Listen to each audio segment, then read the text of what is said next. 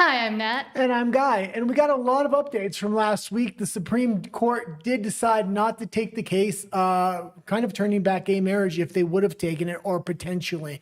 Also, the government shutdown, it looks like they went through to their second round of voting in the Senate. It looks like the U.S. government is set to open in probably 24 hours or maybe 48, unless something comes up. And Rafa says hello. So hello, Rafa, Oh, good and to see ya. everybody else watching. Thank you for being here.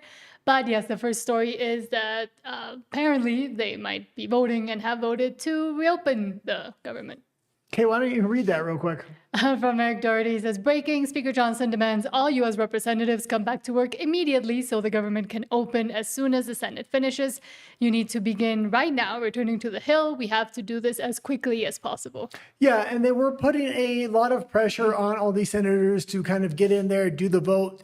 Just before we went on tonight, they had the second round of voting, so it does look like it's going to open up. The Democrats have basically admitted they were continuing the shutdown for basically no reason now because no concessions were made. Could the government be shut down again? Very much possibly, because this is only a temporary negotiation, I believe, until January. So they want to get the people, especially that are on SNAP benefits or food stamps, across the finish line as long as the finish line is Thanksgiving and Christmas. So they don't want anybody going hungry at that time. I think the Democrats are going to be much more likely to kind of hold out after that. We'll have to kind of see what happens, though. Yes. Should we see what he said? Yeah, let's take a look at what he said. And this was earlier today. So air travel has been grinding to a halt in many places. And as of Sunday, nearly half of all domestic flights, U.S. flights, were either canceled or delayed. And it's a very serious situation. So I'm saying that by way of reminder. I'm stating the obvious to all my colleagues, Republicans and Democrats in the House. You need to begin right now returning to the Hill. We have to do this as quickly as possible. Now, we look forward to the government reopening this week so Congress can get back to our regular legislative session. We have a lot of business to do, as you all know, and we will be working in earnest. There'll be long days and long nights here for the foreseeable future to make up for all this lost time that was imposed upon us. I want to close with something that's important. I think it's important to say that this is genuine. I mean this sincerely. We applaud the 7 Senate Democrats and 1 independent senator who did the right thing. They decided to put principle over their personal politics. And my urgent plea of all my colleagues in the House, and that means every Democrat in the House, is to think carefully, pray, and finally do the right thing and help us to bring an end to the pain of the American people. This has gone on too long. Too many people have suffered, and it's long overdue. That's the update I wanted to give you this morning. And let's kind of talk about the good and the bad and what happened. Number one, the Democrats shut this down, and it did help them in those elections last week. It was less than a week ago that Mondani won, but they kind of swept those elections, and they tried to do it on the back of the shutdown. This was the longest shutdown in U.S. history, and we learned a lot of things here. Number one, we got to see what was important, what was not important. Air traffic controllers, I didn't know how important and how quickly the airplanes in the sky would be coming out of the sky if there was no air traffic controllers. They were able to last a month. So we can see 30 days without a government, nothing really happens. But it was after that 30 days that things really started to amp up here. The other thing we kind of got to see, or one of the not so good benefits that may have come out, if they would have continued this shutdown, I think Trump would have got rid of the filibuster. It's going to be a lot harder for him to get rid of the filibuster now without the justification of a government shutdown, unless the Democrats shut down again in January, which they're kind of set up to do. And as we see here from Reuters, U.S. Senate compromise sets stage for end to government shutdown, at least for now. And they say the longest government shutdown in U.S. history could end this week after a compromise that would restore federal funding cleared an initial Senate hurdle late on Sunday, though it is unclear when Congress would give its final approval. The deal would restore funding for federal agencies that lawmakers allowed to expire on October 1st, bringing welcome relief to low-income families. And that is what they have been playing on, the whole low-income families, the whole we have to pay our workers as well. And however, the Republicans, I do think, did a good job at pointing the finger at the Democrats, who were the ones that didn't want to do the clean CR and they just passed the bills that they were supposed to pass and still wanted to stick.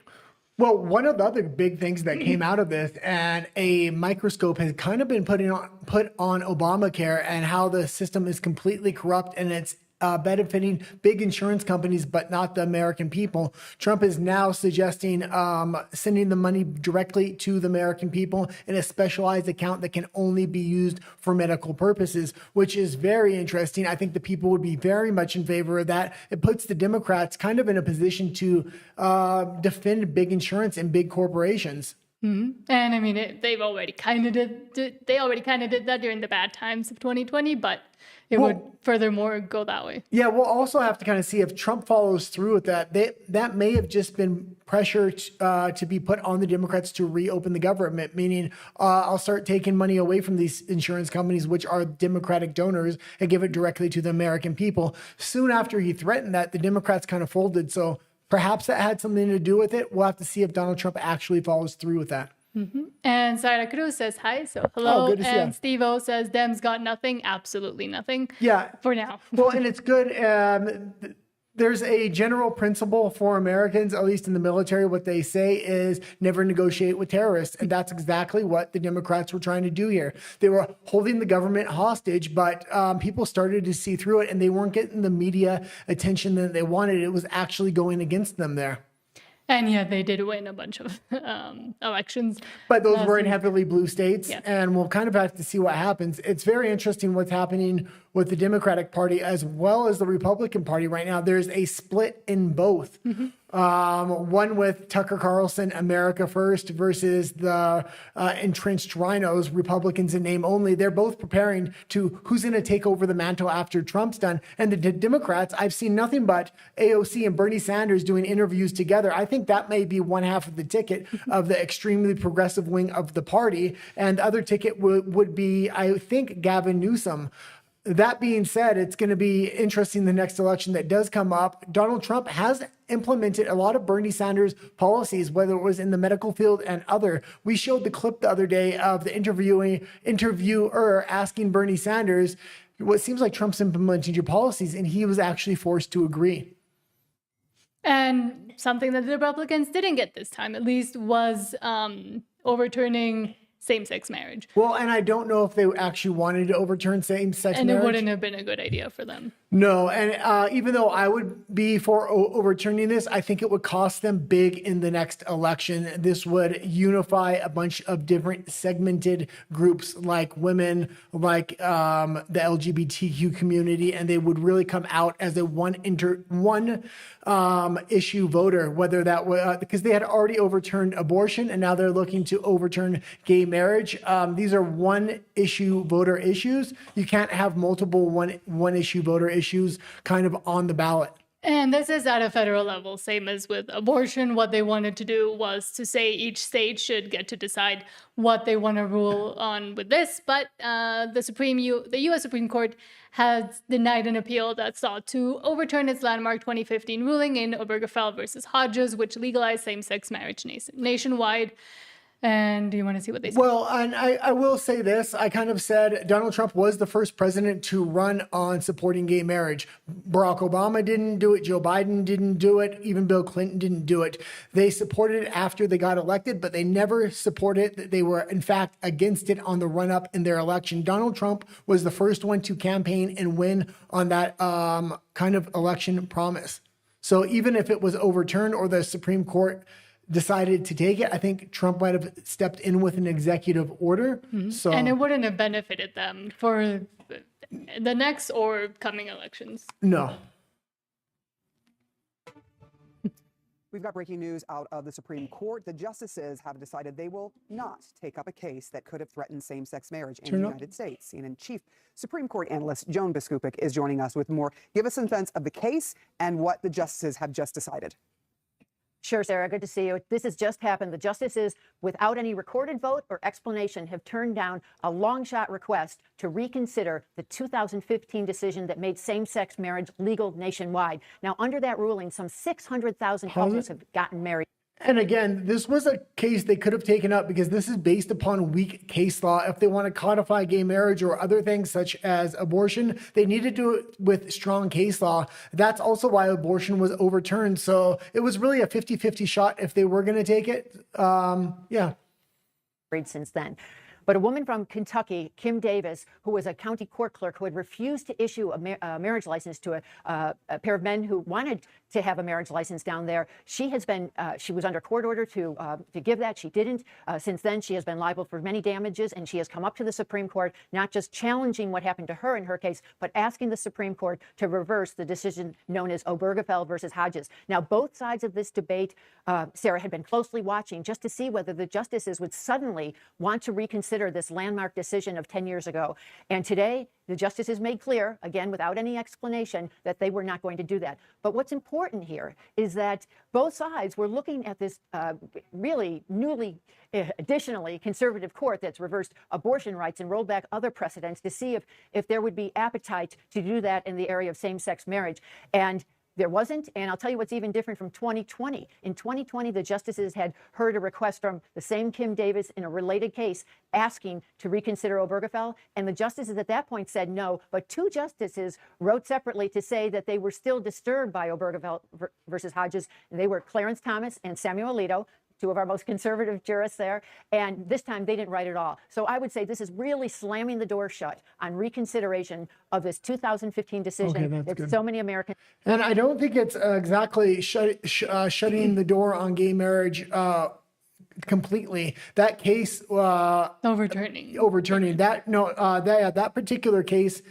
They shut the door on that case, but something else could come up, especially if the nation continues to turn more and more conservative, and we're really seeing Christian nationalism come up. We see it with J.D. Vance. J.D. Vance is favored to come next time, so this could come back up. Right now is just not the time to bring it up, especially when they're trying to take down the old system of global liberalism and really install a new wave of conservatism or morality within the United States. And we have spoken about our, I guess, own opinions about same-sex or gay marriage and how maybe the word marriage and the institution of marriage should just go back to religions, and then everybody, like, flatly gets to be in a civil union, and that would be the distinguisher instead of naming something that isn't marriage. And that, I think that might take care of a lot of people's concerns with it being called marriage. Yeah, and if a lot of people maybe want to get married but don't want to codify their marriage into law for whatever reason, they could get married in the church. If they want to do both, they can do both. Or if, say there's LGBTQ, they can have just a civil union and potentially not a marriage, or find some kind of church that would actually marry them. Now, I'm all for civil unions for everybody and marriage being an institution, a religious institution only. Getting the government out of marriage, I think, would be a good thing overall. I understand there's tax benefits and stuff like that, and that's why you can be recognized under the law with a civil union. That's how I would deal with it. And now, we also saw Nancy Pelosi last week announcing that she's going to retire. Apparently, someone is going to come barreling through, and because she's pretty large, in her place, because from Red Wave Press now, Representative Nancy Pelosi's daughter, Christine Pelosi, announces she is running to be a California state senator. Well, and this was my thing. Nancy, a lot of people may or may not know, but the power base of the Democratic Party, especially the old wing of entrenched power, lies with Nancy Pelosi. A lot of the big donors, a lot of the big money lies with that. The new power obviously lies with the far, far left, but they don't have that same kind of entrenched power of the Democratic machine and the DNC behind them. Now, Nancy Pelosi retiring before she was able to pass power on to Gavin Newsom, that's kind of what I said didn't make sense. I almost feels like she's being pushed out. Maybe she wants to be pushed out before she tarnishes her name so she can live on through her daughter and her policies can live on through her daughter, because this kind of looks like that. Mm-hmm. This is nepotism in a very big way, and it's the Democrats doing it. Well, they've always been doing it. Hi, I'm Christine Pelosi, attorney, author, advocate, chairperson of the California Democratic Party Women's Caucus, wife, mom, and today a candidate for California State Senate. I'm running to represent you, San Francisco, in Sacramento, fighting for consumer rights, women's rights, gun violence survivors, immigrants, and our most vulnerable communities against the threat we face. Christine Pelosi is shaking up the sexual harassment debate in Sacramento. What do we do when our freedoms are under attack? We speak up, we fight back, and we organize power for the people. And that's what I want to do for you. She scares me. Well, it's going to be very interesting. Just like her mom. Because I kind of was talking about Bernie Sanders and AOC. They seem to kind of be merging. They'd be happen to be merging the far left wing of the party. It looks like Gavin Newsom is going to really represent the entrenched power of the Democrats. And who is he going to take for his running mate? It may be Nancy Pelosi's daughter. And that's why she needs her to win in the Senate before this election comes up. And, it seems like a plan, obviously, that's been very concerted for the past few months, because why would she retire if she still hasn't consolidated, as you say, power within the Democratic Party to continue her legacy? But now we're seeing the legacy. Well, also Gavin Newsom is Nancy Pelosi's golden boy, and he's supposed to represent the moderate liberals, even though I dramatically don't like him, and I think he is far left, but he's not as far left as the real far leftists like AOC and Bernie Sanders. So I think they're going to want to partner Gavin Newsom with another moderate like Nancy Pelosi's daughter. I don't think they'll put somebody from the far left wing of the party with Newsom. Because he had been trying to change, at least. I mean, not with the fires, not with everything he actually does, but pretending to, at least. Well, he is a great liar. I will say that. He has the silver tongue. He tries to make everything seem like California is doing great. I used to live in California. He absolutely destroyed it. People are not only fleeing for the hills, they are fleeing for Texas and Florida. He absolutely destroyed that state. I didn't think many people were going to do worse than Arnold Schwarzenegger when he was governor. And Gavin Newsom is doing laps around him. And we'll probably see the same thing with New York, as we spoke about with Mamdani. And he's just a mayor, so good luck, New York. But something else that should be terrifying to everybody is that cash dies in 847 days. We have been speaking about this. This is from Shanaka Ferreira. Okay, this is quite a long post. I'll get you to read most of it, but I brought this up because I'm constantly giving updates on digital ID, digital currency. I think these are our biggest threats to freedom, and they're going to try to entrench it before 2030. The big 2030 plan of the WEF, of the EU, of the UN, it's all representative of around 2030. They're in phase 1 right now where they're introducing it, but it's not mandatory, but it will quickly become mandatory over in the EU. What Donald Trump is trying to do with digital currency, he's trying to undermine the EU system. The original digital currency system was also all supposed to flow into the EU, meaning each individual nation was to look like they had their own digital currency, but really it all flowed into the EU, and it would make the EU the power base. Donald Trump's not on board with that. He's trying to make stable coins and undermine the entire digital global system. And that still could not work. Like, that could also be a disaster, maybe. Yeah, I'm not for digital currency in any way, but if you're going to try to bring it on people, give them a choice between regular currency, gold, silver, and digital currency, so they can use a mixture of it to give maximal freedom. So Europe just legislated the end of financial freedom and nobody noticed. In January 2027, every euro above 10,000 becomes illegal tender. Every Bitcoin needs government permission. Every transaction becomes a data point in Brussels' surveillance network. This is not proposed law, this is law. 340 million Europeans will wake up in a cage built from their own bank accounts. And the ending shot is the EU anti-money laundering package doesn't just track criminals, it treats every citizen as one. Starting in 2027, buying a car in cash becomes a crime. Sending 1,001 in euros in Bitcoin without state approval triggers prosecution, and anonymous wallets will vanish overnight. And we're seeing a lot of this come up in a lot of countries like Canada, like the EU, but it's on bigger dollar items right now, but they're going to be lessening this to really weed out regular currency as they ramp up digital currency and take away freedoms. We have to remember all CBDCs, it's the central bank digital currencies, will be programmable. It's a lot different than stablecoin. The digital euro arrives 2029. The European Central Bank spent 1.3 billion building what they call freedom, but leaked proposals cap holdings at 3,000 euros per person. Every purchase tracked, every pattern analyzed, every dissent potentially bankable. And the lie they're selling is this stops money laundering. Europe launders 500 billion euros yearly, they claim. So they're building a panopticon for 340 million people to catch the fraction who commit crimes. China's digital yuan already programs money to expire, to restrict, and to control. The ECB promises Europe will be different. Well, and it's not going to be different because within the legislation they have already passed within Canada and Europe, it is programmable or potentially programmable. They won't do it in the beginning because They don't want to scare everybody off. Well, they force them into the system. But as soon as everybody's caged up in the system, you can bet it's going to be programmable. Why? Because it helps the economy stay afloat by constantly pumping money into the system. Whose money? Your money. And what happens next? Privacy coins migrate to the shadows. Black markets replace gray ones. The state gains omniscience. You lose the right to buy bread without permission. This isn't about crime. It's about power. 20 trillion euro flows through the Eurozone. Every cent will soon require approval from Frankfurt. The infrastructure of tyranny gets built in the name of safety. Always. And you have 847 days until your cash becomes contraband. 1,308 days until the digital euro launches. 0 days of mainstream coverage. Asking the only question that matters: who decides what you're allowed to buy when money becomes permission?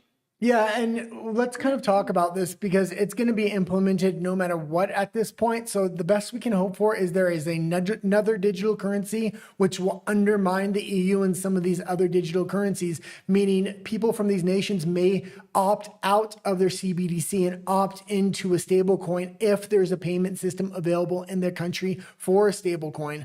This is one good way to say no to central bank digital currency. You may have to say yes to stable coin, but if you can break the CBDC in your country, it's going to be in their best interest, the central banks within those countries, to bring back a regular currency. And now we're also seeing China doing interesting moves with their own yuan and with gold in other countries where people would be able to exchange, is it yuan for gold? Yeah, if I understand it correctly. So they're building massive vaults all around the BRICS countries, potentially later on outside of those countries. So let's say the Chinese spend $1 billion in Brazil, and then Brazil wants to buy some goods back from China. They can spend, let's say they spend 500 billion of the $1 trillion. They still have 500 billion left. China has vaults within Brazil where they can exchange the yuan for gold. This would make the yuan a gold-backed currency, which people are much more likely to trust at that point. And which have been going away as we see central banks wanting to transition to the digital currency and pointing everything towards that. Yeah, we see a lot of countries trying to consolidate gold right now, whether that's China, Russia, or the United States. And it looks like London's been the big loser because everybody's recalling their gold back from the London banks. And silver is also going up. And that one's also important because of its use in technologies. But it seems like it's going to continue to go up as well, we also have to remember that gold used to be illegal in the United States, and a lot of people don't know this because maybe 10 years ago or a few years ago when I first started talking about politics, I didn't realize gold was illegal in the United States. It's very possible they can make gold illegal in a lot of countries at some point. That's why silver is a good store of value as well, not only because it's a store of value, but because it is used in technology, number one. And number two, silver's not worth quite as much. So you can they have silver bars or gold bars that can be broken apart into smaller denominations. And this is not financial advice. We're just talking disclosure. Okay, let's go to the next story. Let's go to one of your favorite stories that you've been tracking and following and pining about. But it's been the Ben Shapiro, Tucker Carlson, never-ending parade. Ben tells Americans to go elsewhere if they can't afford it, tells you with a straight face that that's what makes you American, an absolute wonder, where the hatred for people like him comes from. Well, we'll watch this clip in just a minute. Why don't you go to the next article, which is one of his tweets. So I just kind of want to set up this clip everybody's going to watch. I'm definitely America first. I think Ben Shapiro's Israel first. If he wants to be Israel first, he has a contradiction there, and maybe he should stay in Israel if that's where he wants to be from. From Adam, Ben Shapiro would gladly waive the born in USA requirement for Netanyahu to become president of the United States. Israel first, Israel only. And Ben had said, I would gladly waive the born in USA requirement for presidency for Bibi. I'm not fully sure that tweet is real, but take it with a grain of salt. It's been confirmed multiple times. That came out quite a while ago, actually. I was actually shocked. I was waiting for an opportunity to bring it into the show. And now that he's stuck his foot in his mouth with this clip we're about to watch, he's telling Americans they should no longer live in America, but Bibi Netanyahu should be president of the United States. Absolutely crazy. Well, as you continue your hatred tirade against Ben. Well, it's not my hatred tirade. He's the one going after America First people. And I have a lot of questions if he's actually America first. If you're a young person and you can't afford to live here, then maybe you should not live here. I mean, that is a real thing. I know that we've now grown up in a society that says that you deserve to live where you grew up. But the reality is that the history of America is almost literally the opposite of that. The history of America is you go to a place where there is opportunity. And if the opportunities are limited here and they're not changing, then you really should try to think about other places where you have better opportunities. If you're a young person and you can't afford to live. Okay, and first of all, the United States is still the land of opportunity, especially when you compare it to all other countries. The standard of living may have come down a little bit, but there's no other country where you can go from impoverished to extremely rich overnight by starting your own businesses and things like this. Yes, other countries may have the same system because that is the best system. It seems to me he's trying to promote America to the rich, to the elite class, and to people like Bibi Netanyahu, maybe. And I'm not America first because I'm not American. I'm Mexican and I lived in Canada for a long time. But I do understand the concept of wanting to look out for your country and that each country should actually put themselves first once again, as we used to do a long time ago, and stop it with the globalization and with all the trends and the legislation we see that doesn't work, that each country wants to copy from each other, rather do what works best for the country first and then go do whatever else you want. Yeah, definitely. I mean, Mexico should put Mexico first, Canada should put Canada first, and then when there's an alliances made, each country was able to stand on its own 2 feet and be strong alone, so it's even stronger when it unites. Right now, what we're seeing is just an absolute collapse of weak alliances across the world.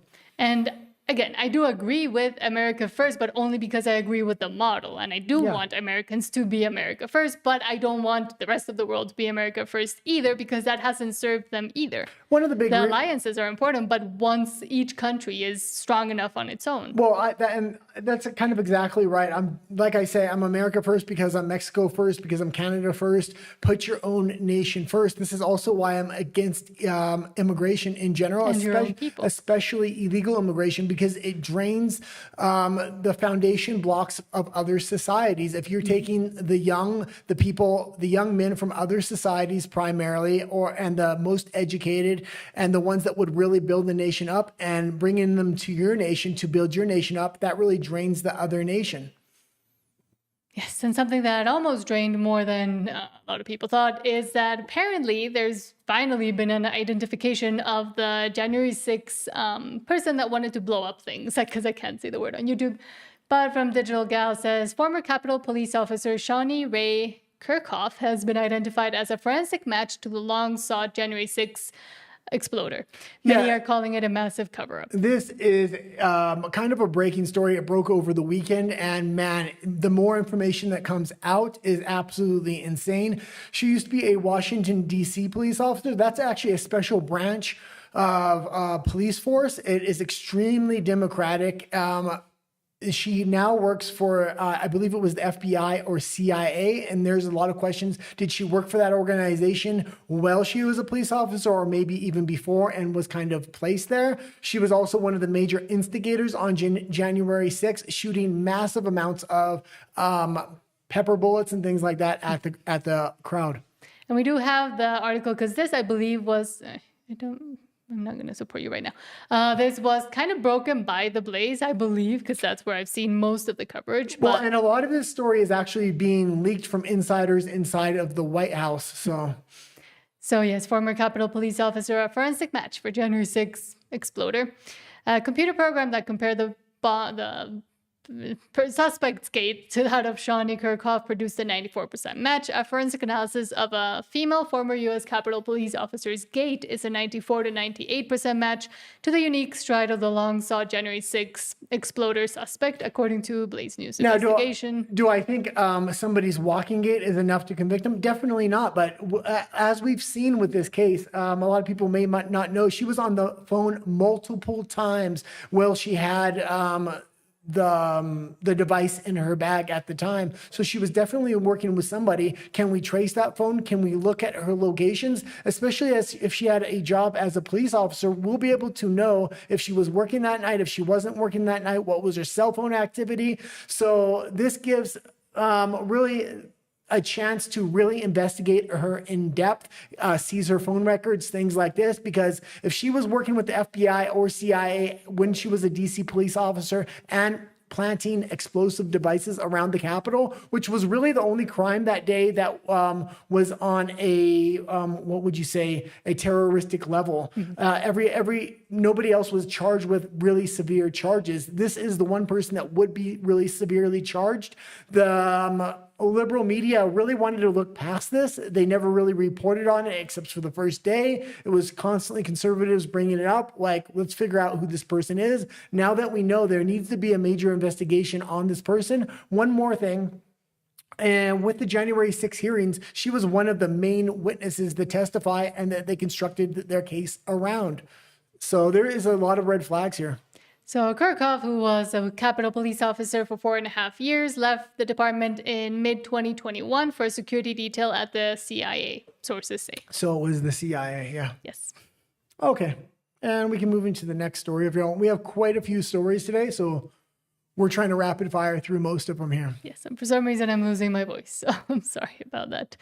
And I need to cough. But going to Crazy Canada, as always, from Matt Alexander, the RCMP formally threatens Canadian journalists, no surprise, with a charge regarding his online posts. Chris Dacey was formally threatened by the RCMP regarding what he posts online.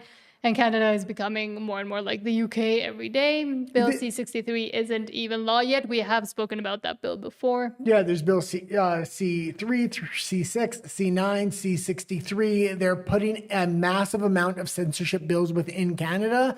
Currently, there is small censorship bills, but the police are trying to really go outside of the scope of the law right here, and they're making online censorship threats or actual arrest based on online posts. I would be very concerned if you're living in Canada right now if these bills do pass, especially when they're already trying to overreach. This is recorded live? Yes. Okay, I'm going to read you something. Okay. This is going to be a warning for a section of the criminal code. Okay. Okay, so section 423.1 sub 1. No person shall, with unlawful authority, engage in any conduct with the intent to provoke a state of fear in a justice system participant or a military justice system participant in order to impede him or her in the performance of his or her duties. Okay, okay, so can you explain what do you mean by a justice system participant? So that be anybody that's a peace officer. Okay, so does that law apply to you as well? Because people have been doing that to everyone here, including myself. I'm not going to speak to that. Well, who can speak to that? So who sent you here? This is a formal warning? Yes, that's a formal warning. So should we find more stuff online? Well, okay, well, please, I don't know what you're talking about. Okay. What online are you referring to? Everything that we didn't see online as well. That you've been seeing yourself? Yes, I've seen. Okay, and then explain to me what you've seen. Constant harassment of members as well as possible doxing. Doxing? Yeah. Explain. I haven't doxed a single person, ever. Have you posted anybody doxing? Definitely not. I would never do a thing like this. I've been doing this a long time. My work. Whatever actions that happen. Okay, I would like your names and badge numbers. I need cards, and you need to talk to my lawyer. Can you move your radio? 51793. Okay. So after you guys have been be found online. Should what be found online? If you post like rights number online and encourage people. I have never done anything like that. I'm just saying. Anything that happens in my comment feed has nothing to do with me, for one. I have never done a thing like that. You guys are public figures, and you are harassing and terrorizing people here after a mass slaughter. Not all right. No, it's not. What have I done? I don't know what you've done. What have I done? Your officers have been doing that. Your officers have been doing that. So what, you wait till I'm out and you come sneak up on me on the road, Sergeant? You know, a lot of people have my number. Listen, Okay, I can't talk to you. you just rolled up on me and came across this. And we covered this story on Friday. This was the ostrich story where they called a bunch of ostriches, and they're saying he's harassing people online. He says he's never even talked to anybody online. What he is a reporter, and what he did was put his drone up in the air, and he was able to catch the dead bodies of all these ostriches. And the police are extremely pissed about this because a lot of politicians are catching heat on this. A lot of news organizations are catching heat on this. The U.S. government actually offered to take these ostriches rather than giving these ostriches away. They decided to have a mass slaughter of these ostriches with an open weapon, literally shooting these ostriches on sight when people were just yards away. And the fact that this is being exposed, they're now threatening him. He literally asked the officer for his badge number, and the officer said, well, if you post this video online, that's going to be a violation as well. Now, they are trying to cover up their behavior. If you live in Canada right now, you need to really fear a majority government from Mark Carney, because if he gets that, all these censorship bills are going to be in law, and even further entrenched within law, because a lot of them have been, at least are halfway there. And this would just kind of push it over the edge, especially if they are scared of bad publicity, which they continue to get, and they're not able to move past either. And I think we have a couple more stories on censorship in other countries now, and that's why I kind of put them all together here. So in Australia, from Wide Awake Media, Australian Prime Minister Anthony Albanese, I never know how to say it, we're banning social media for under 16s to keep them safe online. That's the second excuse. No, you're banning social media for under 16, so everybody has to verify their age and identity to prove they're over 16, enabling you to impose digital ID under the guise of keeping children safe. And we have gone over the list of the kind of excuses that each country tries to use or has used in the past. Here in Mexico, it was just to digitalize and the ease of and convenience. Other places are children's safety, like the UK, like Australia. And then there's other ones like the US that could go the route of, and the UK as well, that could go the route of, well, we have to do this to verify people who are coming in and out, voter ID, etc. But none of those excuses are good enough to implement and let digital ID be imposed upon society. Yeah, this is a little bit crazy, and if this is the route they want to go. We kind of talked about pornography online and how a lot of governments want to have online IDs for that, but they want to bring online IDs for everybody for the guise of protecting children. They want to protect children from social media now, but they're going to have to take the entire society's freedoms away in order to do that. I would rather have an honor system on Facebook or another website. Are you 16? Yes or no? I understand that can get you can go around that, but really stripping people of their online freedoms and their anonymity is absolutely crazy. If you have to have an ID every time to go online, you're going to be scared to post things because of the repercussions. In the UK, they currently have arrested over 12,000 people for online memes and other online activity. Today is exactly 1 month until our world-leading social media laws come into effect. This is about letting kids be kids. It's also about empowering parents to be able to have those discussions with their children. We want children to have their childhood, and we want parents to have peace of mind. So this reform will not just change a law, it will change a generation.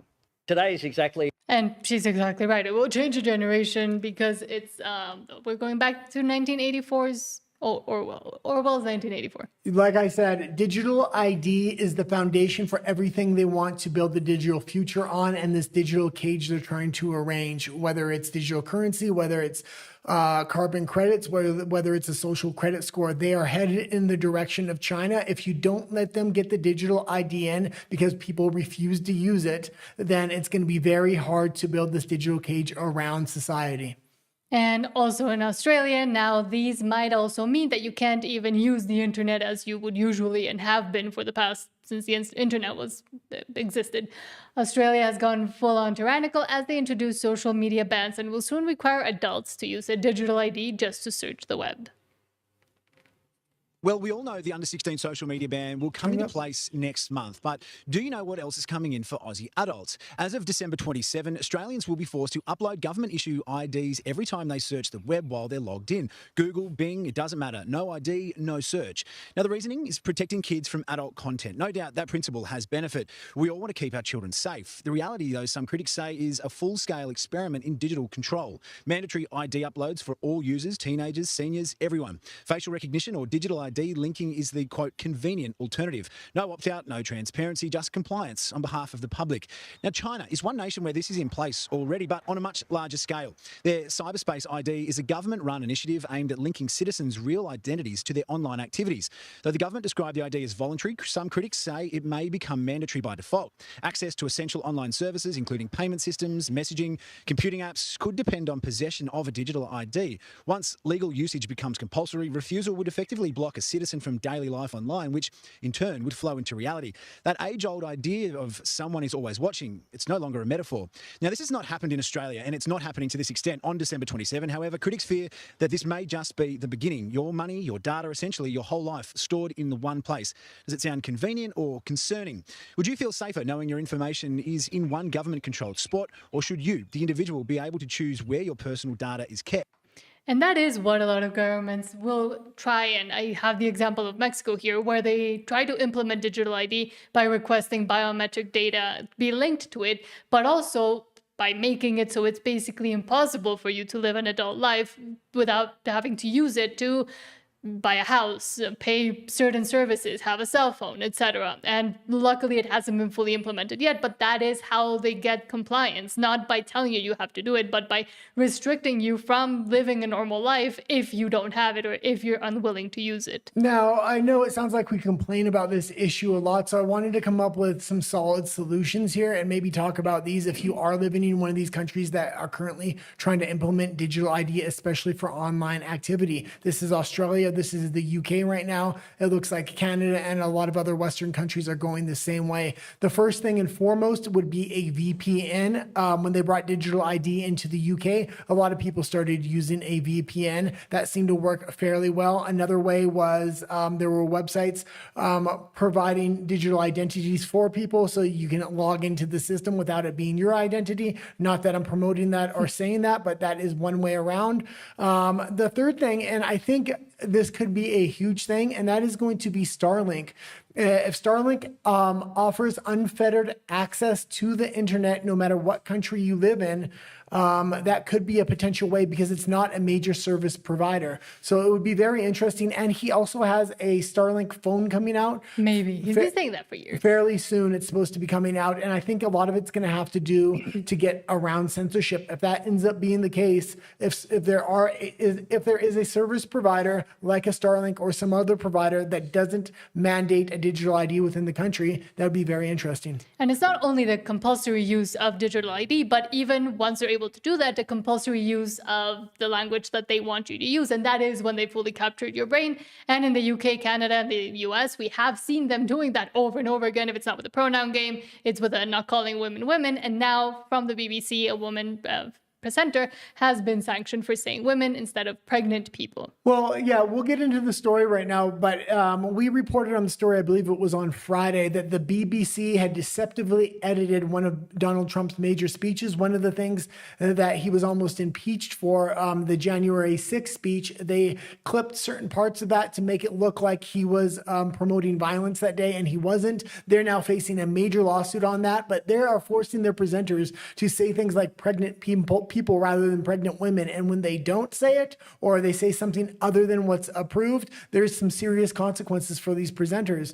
I'm not liking the BBC's actions as of late. And funnily enough, this comes after the UK's court ruling that women only refers to biological women. So the fact that they're deciding to do this or did this at any point goes now against the law, as has been stated by the courts. But British state media just punished veteran presenter Martine Croxall for calling women on live TV. She corrected pregnant people to pregnant women mid-broadcast, and that was apparently too controversial for the BBC's impartiality rules. The network says she expressed a personal opinion by using basic biology, and the court's ruling and going with the UK's court ruling. All this while internal leaks accuse the BBC of the anti-Trump bias and slanted coverage on Israel and gender politics. There's no clip. Yeah, there is a clip. No, it's a photo. Oh, I thought I had grabbed the clip. Go back real quick. I just wanted to check. It's a photo. Oh, okay. Because I had the clip. So Do you want me to look for the clip? No, it's fine. We'll go into the next story. I'll get the clip for the next episode and we'll cover it again. Sure. Okay. What is the next story? One that you weren't 100% sure if it was real or not. But it's from Murray Nawfal, and you now like him. So no, I was sure this was real. Okay, so this one was real. I don't know why you're saying I thought this wasn't real. This was 100% real. And the part of this that well, there was a section that you weren't sure. No, there wasn't. Not at all. There was a completely separate story I didn't put on today's episode. Okay. So England erupts as government turns army barracks into migrant camps. The UK government now plans to hand over a military training camp in the town of Crowborough, not to soldiers, but to boat boat migrants arriving in dinghies. Yes, you read that right. The barracks meant for Britain's defense are being repurposed to house those who crossed illegally into the country. Meanwhile, London's airport hotels are being quietly converted into migrant shelters. Reporters show you rooms full of men, telling cameras no filming, not exactly the postcard image of UK tourism. Yeah, there was another story about migrant hotels being burnt down, which I couldn't get any confirmation of that. I thought maybe the migrant hotels were being burnt down, so they were putting the migrants in military barracks. But the hotels weren't being burnt down from as far as I could see. But what's going on with these military bases is 100% confirmed at this point. Okay. You know, well, we're on the... Do a bunch of stuff before we can play it. Move, Olivia and Charlie, because there are so many people outside the training camp. There's another protest in the town of Crowborough, which we're now going to go and join up with. Hundreds of people have gathered here with all kinds of different signs you'll be able to see around us. The one here saying lives of those who live in Crowborough matter. Ben Grant from the Residents' Council joins us now. Ben, why have so many hundreds of people wanted to come out this morning and protest? Well, we just feel like we've been let down by the government, basically. You know, we're a small town. It's 20,000 people. We're going to be surged with at least 600 undocumented men who are going to have nothing to do. And we went to the council meeting, and it was very clear that the government didn't have our interests at heart. And I was approached personally by many of our vulnerable, so elderly, women, and they were asking me, look, what are we going to do? We don't have a police station in town. We have the nearest police probably 15 minutes away.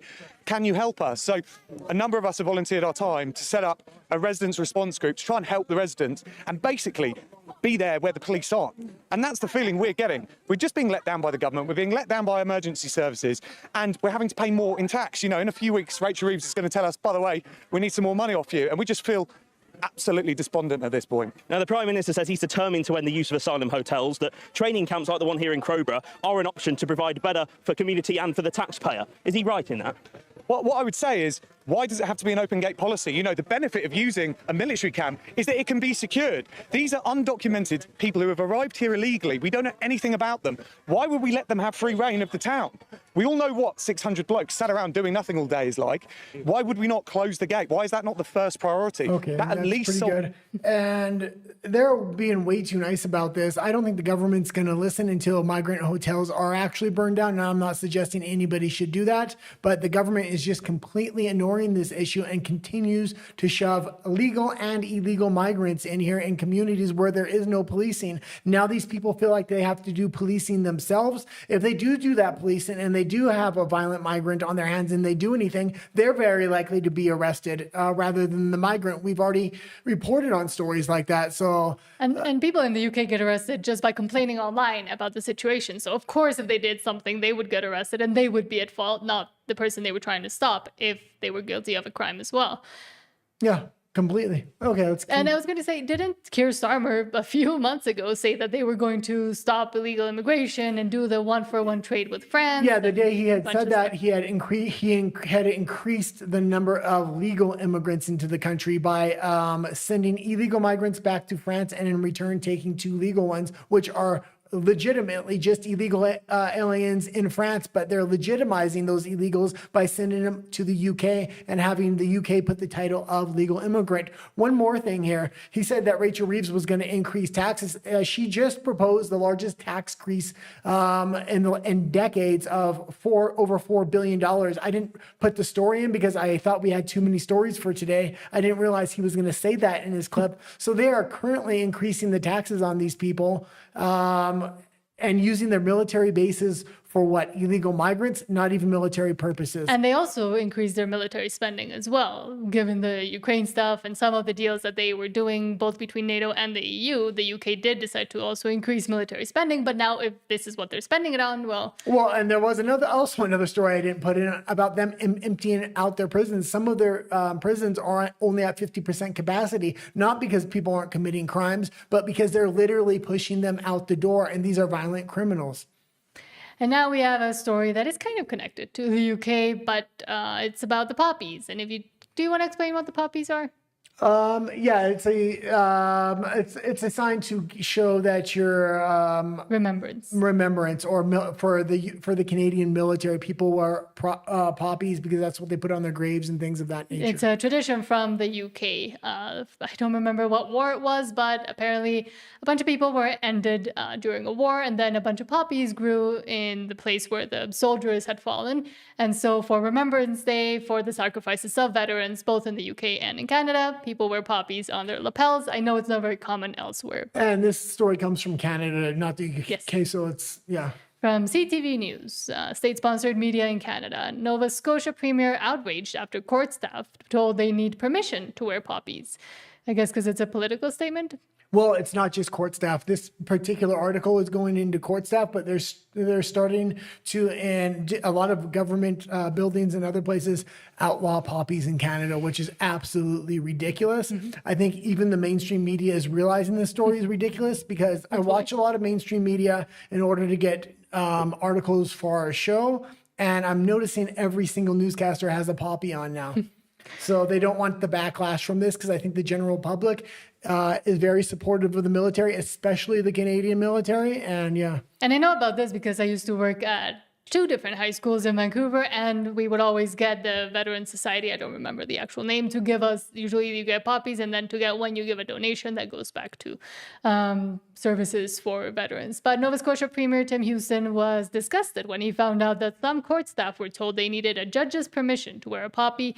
Houston took his frustration to social media with a fiery post on Facebook promising to take action and introduce a law to ensure Nova Scotians' right to wear a poppy in their workplace. Yeah, and we have to realize this is coming from anti-nationalist policies that the government is trying to bring in all over Western countries. We've seen this happen in the UK with the Raise the Flag. People wanted to raise the Union Jack flag, and the government is completely against it, saying, no, you can't be supportive of your country. This is another one of those policies. They don't like people to show patriotism for their country. Yeah. So in one case, a sheriff was reportedly asked to leave a courtroom by his boss after refusing to remove the iconic symbol of remembrance from his uniform. And Houston, the one that's outraged by this, rejects the idea that the poppy is a political statement, and he's willing to introduce legislation to protect the right to wear a poppy in the workplace. And oh yeah, it was a Royal Canadian Legion. Those are the ones that bring them to schools and other workplaces, and then they get donations. I just wanted to make sure I said that. Because, yeah, here in Mexico, that's not a thing. So that's why I wanted to explain it. In the States, they don't do that either, do they? No. And the next story was interesting. He's just talking out the side of his mouth. But, yeah, it was pretty interesting. Petro? Yeah. So Petro is Colombia's president. From Marinafo, Colombia's Petro to Trump says, don't wake the jaguar. Colombia's leftist firebrand just told the U.S. to back off of Mexico, and he did it with mythic fury. The ancestral jaguar will awaken if the eagle dares to attack the condor. That's Gustavo Petro's warning to Trump and Rubio. If U.S. forces hit Mexican soil, South America won't sit quietly. He's invoking Bolivar's ghosts, present armies with spears, anti-colonial pride, and the idea that Latin America still remembers who the empire was. Yeah, and these countries, you can laugh at it all you want, but I'm telling you, these countries right now are run by leftists, and they're kind of uniting behind Maduro. Russia had sent a lot of equipment planes over there. Now you have Colombia, which is right next door, supporting Venezuela as well. You also had Mexico and Claudia Sheinbaum kind of come out and make some statements. It looks like there is a Trump resistance kind of brewing in Central and South America right now. And Trump is kind of backing off of Venezuela right now. So it's going to be interesting what happens, because if he does go into Venezuela, does handle the situation, Mexico is definitely next on the agenda, I think. And this kind of very florid metaphorical speech is very common with all of these leftist dictators that we have over here in Latin America. But do you want me to play it, or is it in Spanish? It's in Spanish. Okay. Should I play it? No, I just kind of wanted to bring it up and have the conversation about how Claudia Sheinbaum is speaking up for the cartels in Mexico. Politicians are being assassinated for being anti-organized crime. We have the situation in Venezuela. We have the Colombian leader speaking up. We also have Brazil aligned with the BRICS. So there is a lot of resistance to what Trump is trying to bring in. And Trump is really trying to consolidate the Americas and the American hemisphere for cooperation with the United States. And I have warned, and it is one of the things that scares me, and we have said continuously that at least I still don't think it's a good idea for the US to come full force into Mexico without having some sort of actual agreement with the government. And my reasoning for it is because we already have ingrained within the Mexican military, the National Guard, everywhere, police, elements of these organized criminal organizations. And so if for some reason the US comes in like barging, knocking down the doors without an agreement with the Mexican government, even though the Mexican government doesn't want to do it, what could happen is all of the military and the organized crime could come together against the common enemy, which would be the US. And that would be tenfold as bad as when we had the war on drugs here in Mexico like 10, 20 years ago. Yeah, we see the Mexican tariff deal taking a long time. I think a lot of that is going to be dependent on their cooperation with the U.S. military going against organized crime within Mexico. And I think that's what's kind of holding up the Mexican agreement, because everything coming out from Sheinbaum's side, as well as the U.S. administration, is they do agree on all the economic stipulations. Mexico is willing to really cooperate on every aspect. The one hang up might be organized crime. And as we mentioned last week, when a mayor was assassinated because he was demanding the government do something about it in Michoacan, Claudia Sheinbaum a few days later came out to say, oh, well, we can't go do a war on drugs again, a war against the narco, because that would be going against the law. That would be going against their rights as people. So she is speaking also out of both sides of their mouth, because we do see her wanting to do some sort of cooperation with the US because of the tariff negotiations. But at the same time, she's telling the Mexican people she's not going to do anything because it's against the law to end the lives of those who have terrorized the country for years on end. Yeah, it's just going to be interesting. I think the negotiation that's happening behind the scenes between Mexico and the United States has less to do with the economy, more to do with organized crime and what is law. So she's saying it would be illegal, but the United States is now definitionally defined these organized crime organizations as terrorist organizations. So that kind of supersedes the law by military law, at least in their minds. So if the Mexican government is willing to cooperate and concede that they're terrorist organizations, it would give a legal path in there. So I think she's trying to dance this dance of, no, we can't violate their rights, but if she does recognize them as a terrorist organization, she wouldn't necessarily be violating their rights. So it's going to be interesting what compromise and what's going on behind the scenes with the tariff negotiations right now. That's the left in Latin America. But Rafa says, I'm pretty sure Petro consumes what he sells. Be the only way to get through his Well, day. they've had the longest civil war in history going on in Colombia. It's currently still going on. I think it started back in the 70s. So Colombia is an interesting case. They were doing a bit better, but then this guy came in again. But let's see what's happening in Germany and who's invading who. From Basil the Great, Muslims invade Christmas markets in Germany as a show of force. Only the beginning and about to get worse. Yeah, Germans aren't going into mosques and ruining their, I don't know what they would have, Hanukkah or Christmas or what, Christmas. but Muslims into mosques. Oh, okay. Muslims into mosques. Well, I'm saying Christians aren't going into mosques, destroying their holiday, but they're feeling it necessary to go through this peaceful Christmas festival. This is absolutely insane. And it's protest. And this is why certain cultures just aren't going to mix. You're not going to, they're fundamentally not respecting the Germans' belief in Christmas.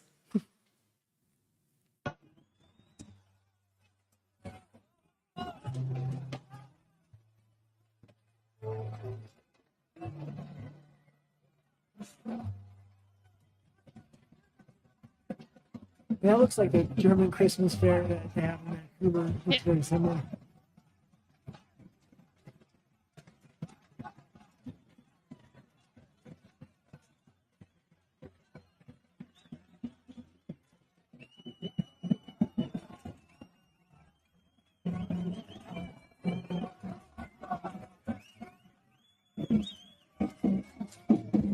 And I guess the Germans at the Christmas festival can just at least be thankful it's not a grape gang going through there. But having a protest going through this festival, which is absolutely insane. And I mean, it kind of goes against the argument that they just want to be there, settle down, do nothing, like lead their lives. The government and the people of Germany have done nothing but welcome them, give them free money, free medical, free everything, and this is how they're repaying them. Get them out of the country at this point. The EU's forcing it on Germany, or at least the German people. The German government is the entire centerpiece of the EU and is actually implementing these outrageous policies. None of the citizenry in any of these countries really agree with it. A very small minority.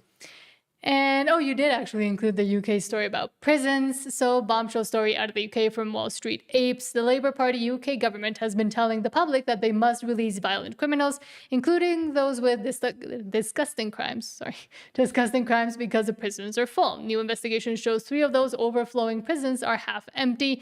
Bombshell expose.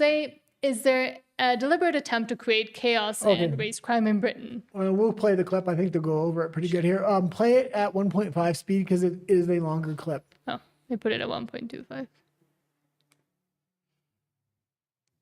And now for a bombshell expose.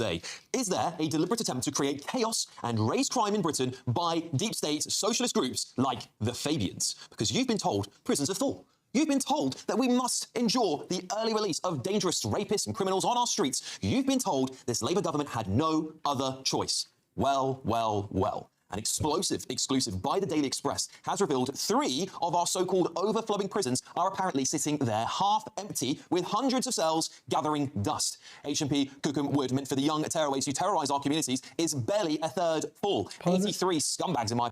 And we have to remember that they're half empty, and they're arresting 12,000 UK citizens for memes and internet activity. This is absolutely crazy. Opinion, in a total of 180 spots. Well, that's almost 100 free spaces just in that prison alone. Then there's HMP Millsike, Britain's shiny new £250 million prison with 1,500 beds. And guess what? It's sitting at under 54% capacity with over 700 empty bunks. What on earth is going on here? David Lammy's disastrous Ministry of Justice claims that all male prisoners are over 80% packed, yet 2 facilities are allegedly under half full, with 7 more than a quarter empty. Meanwhile, so-called petty criminals who have unleashed hell on our high streets, domestic abusers who make women's lives a living hell, and prolific druggies are among those that are being fast-tracked out of the system early. And who are these lucky winners of the early release lottery? And it's not just petty shoplifters. We're talking about knife-wielding maniacs, sex predators, and domestic batterers who've been handed a get-out-of-jail-free card on sentences under 4 years. A man released early from jail by the Labour government was just charged with murder just a few weeks ago on the early release programme. And that's not just an isolated case, by the way. Liam Matthews, who hours after his early release, then hunted down and killed a 26-year-old man called Lewis Bell. On top of that, the number of accidental releases has been steadily increasing over the years. But get this, it has more than doubled to 262 since Labour took office. In England and Wales, a whopping 80% of all crime is committed by these same repeat offenders. It's totally nuts, isn't it? Okay, that's pretty good. And the point here is not that they need to arrest everybody, but there are a ton of criminals on the street, and we can see it through statistics of illegal migrants, whether it's grape gangs or of other violent offenses. And they do have room to put them somewhere and actually take action. They're intentionally choosing not to. They're turning up the temperature in the UK in hope something happens. Maybe. And the UK is not even the only country where we see it happening. Again, in Canada, where we live, there were repeat offenders, and they catch and release program for a lot of criminals that did pretty egregious things or went on to do even worse things. It was also staggering. In the US, we also saw the example of, I can never say her name properly, but that young lady that was murdered on a bus. Yeah. By someone that was released and jailed back 15 times. But I think if we're going to see somewhere snap first, it's very likely going to be the UK because it's a much more confined space than Canada. The migrants are being able to be spaced out and things like that. So it's harder to ratchet up the tension. In the UK, they're reaching a tipping point. I watched a fake AI video and I thought it was real at first of them burning down 40 migrant hotels. Luckily, I verified the story and I found out it was fake, so we didn't talk about it. Mm-hmm. But the tension is ramped up so much at that country, you just assume stories like that are true at this point. And one like this from Basil the Great, Dorset police announced 44% of disgusting offenses are by illegal migrants in hotels. This doesn't account for legal migrants, doesn't account for their children either. And we have to remember a lot of these illegal migrants are now being labeled as legal migrants because they're sending them back and putting them in the front door from France to Britain, but they were legal or they were illegal when they came to France in the first place. And we can never forget also the cover-up from the British police, from the British media, from everybody of the grape gangs and the disgusting behavior that happened for 20 years. And it wasn't until Elon Musk and others started putting a spotlight on it that the victims were actually heard and even interviewed by more mainstream media. And it's one of the main fighting points for Tommy Robinson as well. Oh, they pretend to be women. So blokes are pretending to be women? They say they are women, yes. Yes, so they could do, I think something that really struck me, so Eritrea, most of the African applicants now are pretending to You can put it at 1.25. I did. Oh, okay. They just speak very slowly. be Eritrea, because Eritrea is the country they can't be sent back to. So Nikki said you asked the nationality question. What's the capital of Eritrea? What's the flag of Eritrea? Guess what? They've managed to look it up on the internet. It's amazing. So they're all pretending to be Eritreans. The reason they can't go back to Eritrea is because Eritrea has enforced military conscription. What's that got to do with us? Oh, hang on a minute. So we can't send people back to Eritrea because if we sent them back there, they'd have to serve in their military. Yes, that's the reason. And that would be against their human rights. So we have to let them live here. We have to let them live here because they can't, because someone else's country, and it's around the country. Just before I came on, Dorset police are looking at as a. It's going to be very, very interesting if they are able to amplify this war with Russia and they start a conscription in the UK and they send native-born citizens because they have the right to send citizens, but then leave the migrants in the country to run wild. Or potentially... That are seeking asylum because they don't want to be conscripted in their country. 119 sexual prosecutions going through at the moment. 44% of those prosecutions are asylum seekers living in asylum hotels in Dorset. 44%, say that to me again. It's 116 sexual offence cases in Dorset, of which 44%. So we've imported 44% really of the alleged sex offences in Dorset. Yes, yes. Right, well done, everybody. At our expense. At our expense. What is it? Almost 6 million a day. But yes, Nikki's. She said it's a carousel of excuses. They can say I'm a Christian convert. She'll say what's Easter. They'll say a chocolate egg. She said no. Have you heard about this bloke called Jesus? No, they haven't. So that's 1 year, 2 years. Then they come back and then they said they've decided they're gay. And they said you didn't mention that before. And then there's this thing called further submissions, and that's endless. That is just. And let's remember when these migrants start saying they're gay because they want to stay in the country and that will give them legal protection, that increases the percentage of gay people in the country so that then they can say, oh, 50% or 40% or whatever percentage is gay, they need to be a protected class. And that also really angers me, not just with the situation in the UK and illegal or legal migration there or in Canada, but in the States too, where all of a sudden, everybody's super honest and everybody is this great person if they're seeking asylum or if they're having to illegally migrate somewhere. But people lie. Everybody lies, no matter what their nationality, color, race, gender, etc. Gender doesn't exist.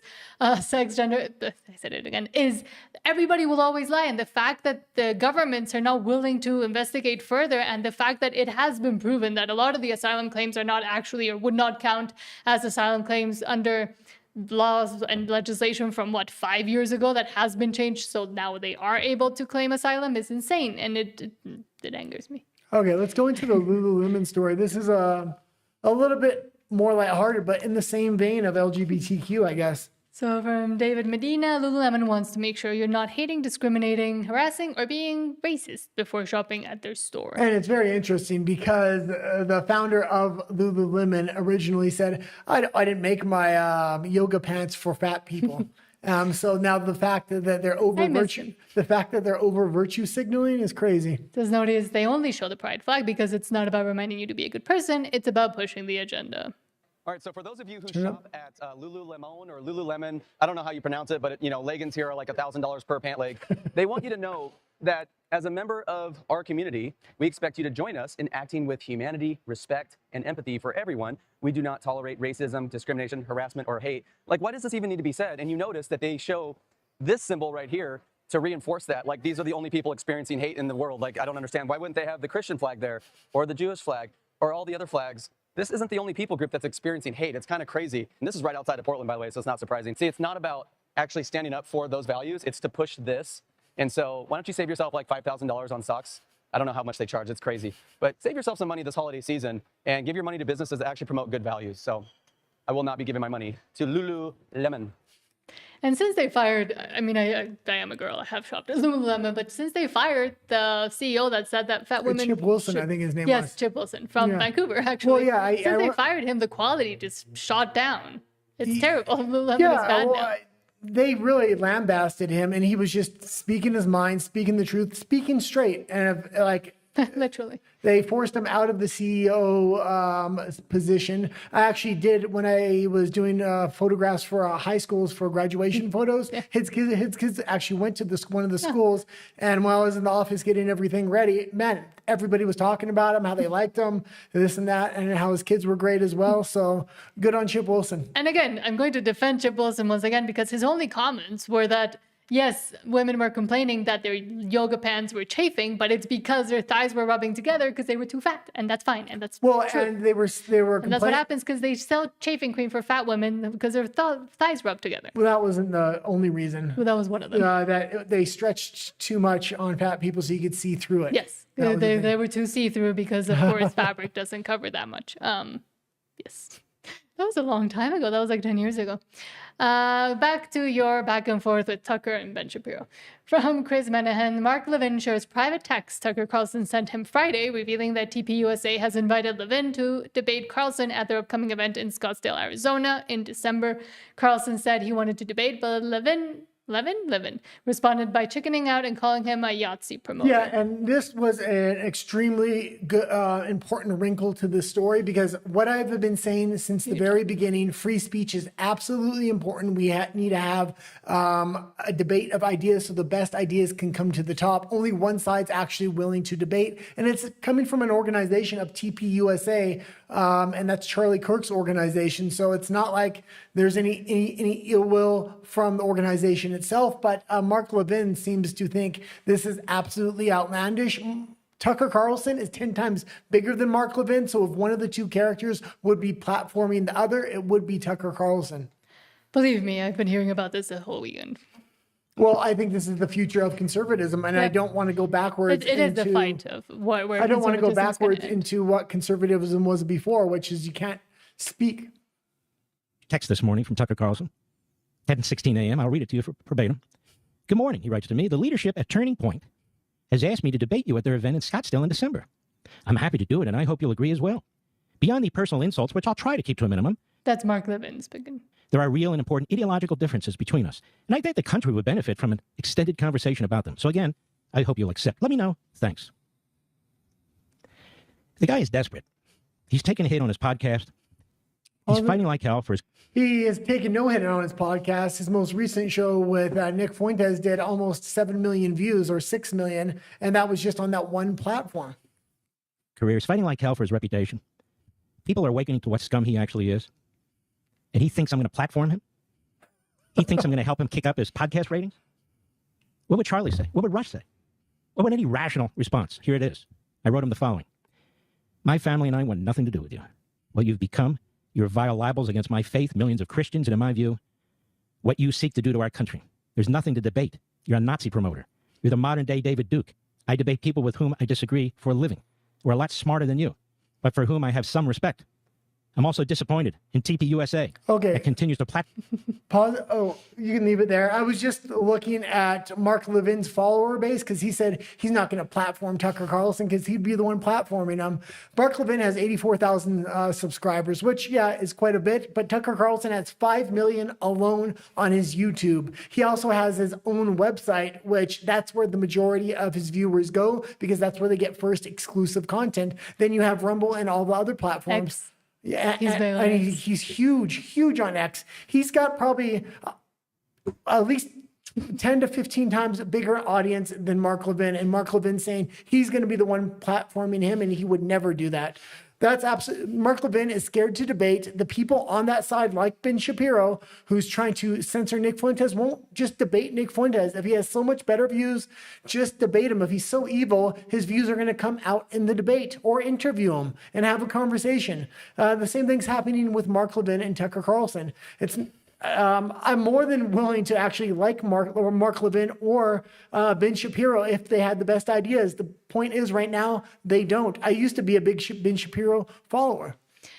And for me, the most important thing in this whole debate of who gets to have the MAGA or the conservative side of the US is more about free speech, and whoever is defending that it doesn't want to censor, regardless of how much it hurts your emotions. Ben Shapiro used to say that. I don't think it's about who's going to have the conservative movement, because I don't think Tucker Carlson and the people on that side are trying to have the conservative movement. No, not have, but what it'll turn into. They just want to have an open marketplace of ideas so everybody can put their input in. Mark Levin and Ben Shapiro's things want to censor certain subject matters. So they are really trying to get control over the conservative movement, because that's how pro-war and all these other crazy values conservatives used to have.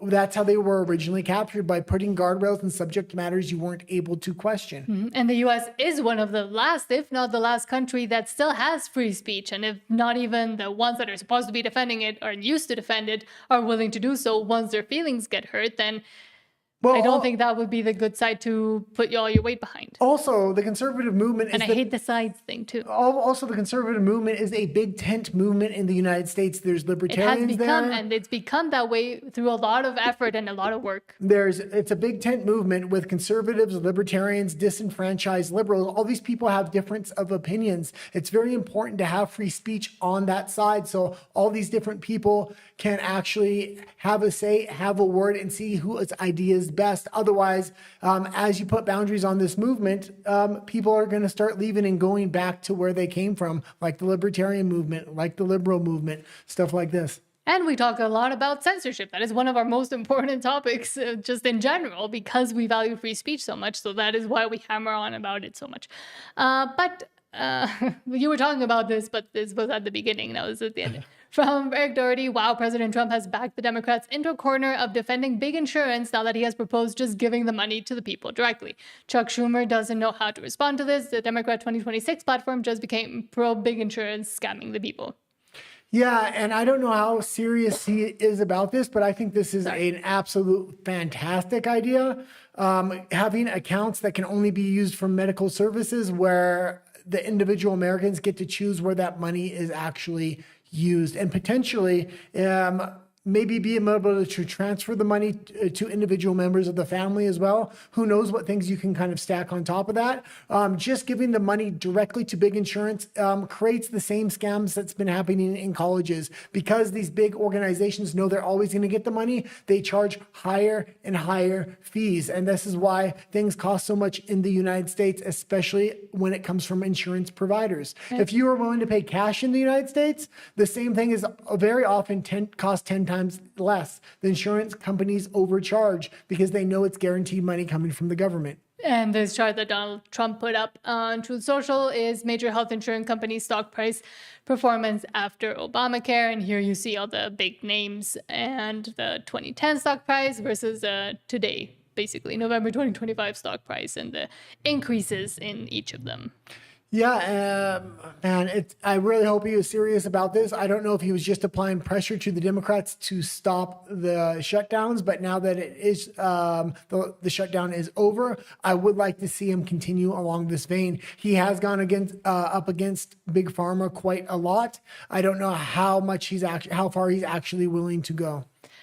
Something he maybe has proposed, and I don't think it's a good idea. I think you think it might be a good idea, is 50-year mortgages. And no, I said this wasn't a good idea. But, okay, then we agree.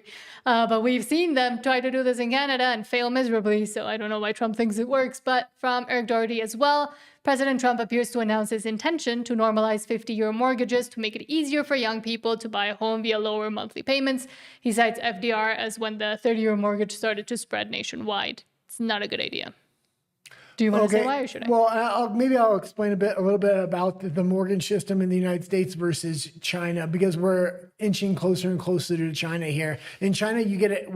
You can own your property for 99 years. You get a mortgage that takes anywhere from 30 to 50 years to pay off, and then that house is no longer yours after that 99 years. So you may live in it, your children may live in it, but they have to give it back after that.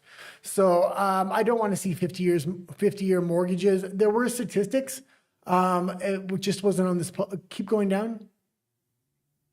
I guess it's not there. It shows most of that 50-year mortgage actually increases the interest rate by a tremendous amount. So you're really just paying more in interest. Yes, you end up paying a lot more, and I don't do math. Everybody here laughs at me because I can't do math. But essentially, if you were paying, let's say, $2,400 for a 30-year period, now you're paying, yes, less each month, but it's accumulating in how much interest you're actually paying and how much in the end the total cost will be for you if they go through with this. And it is one of the issues that has been happening in Canada as Now, well. they have to bring down the price of housing by building more housing, whether they want to do that in the private market or the government wants to get involved like in Canada, which I kind of don't like. But if there was a massive program put forth by the government that bought up building supplies, trained people, and then just built massive amounts of housing, the price would come down. The problem with that, a lot of older voters don't like that because the price of their house would come down. Now that they climbed the ladder, they're pulling the ladder up behind them, and this new generation just can't afford to live. And one of the things that has been used to try to stop Trump and all his crazy ideas is injunctions. From Chad Mazel, since 1963, 75% of all nationwide injunctions have been against President Trump. 90% of those injunctions came from Democrat-appointed judges. No surprise, yet the admin has a 92% win rate. At SCOTUS, President Trump isn't the one abusing his power. It's Democrat-appointed judges, and you doing the 75% of all injunctions has been against Donald Trump. Why? Because he's trying to annihilate the deep state and really go at the levers of power here. Bush had 6 injunctions against him. Half of those were issued by Democrat-appointed judges. Pause it. Obama had Bush was starting a massive war that was completely unjust, saying there was weapons of mass destruction, which there was none. And he only had 6 injunctions against him. 12 nationwide injunctions issued against his administration. 60% of those were issued by Republican-appointed judges. In the first Trump term, he had 64 injunctions. That compares with Biden's 14. And then before the CASA decision, we have a rough count of about 40 issued in the first 6 months of the Trump administration. So over 100 injunctions issued by against the Trump administration. Over 90% of those were issued by Democrat-appointed judges. That means that since 1963, over 3/4 of the nationwide injunctions have been issued against President Trump, with over 90% of those coming from Democrat-appointed judges. Well, some might argue that's just because Trump is more lawless. Well, again, let's look at the facts. 24 emergency petitions were filed at the Supreme Court by the Trump administration this year. They won 22 of them. That's a 92% win rate at the United States Supreme Court. There's not a single other entity, thank you, that... Yeah, and they're just trying to consolidate power in the other branches of the government outside of the executive branch, and they're trying to order the executive through the court system and through these Democratic judges. And the executive branch has a power all on it to itself. And the fact that they're going to try to tell him what to do. And recently, they tried to tell him what to do with the SNAP benefits. It would have been illegal if he would have done that, and then they could have impeached him for it. So if he were to listen to half of these injunctions, it's just an excuse to get an impeachment on him. And it just shows how scared they actually are of him actually doing something that goes fully against them. And I think what they were doing even before Trump, they were trying to rule through other branches of the government through judicial order, trying to lessen and lessen the power of the executive. Now we have this last one on YouTube, and then the rest of the stories are too spicy, so we're heading over to our UMBLE. But for now, from Defiant L's Douglas Mackey says, I was arrested 7 days into the Biden administration.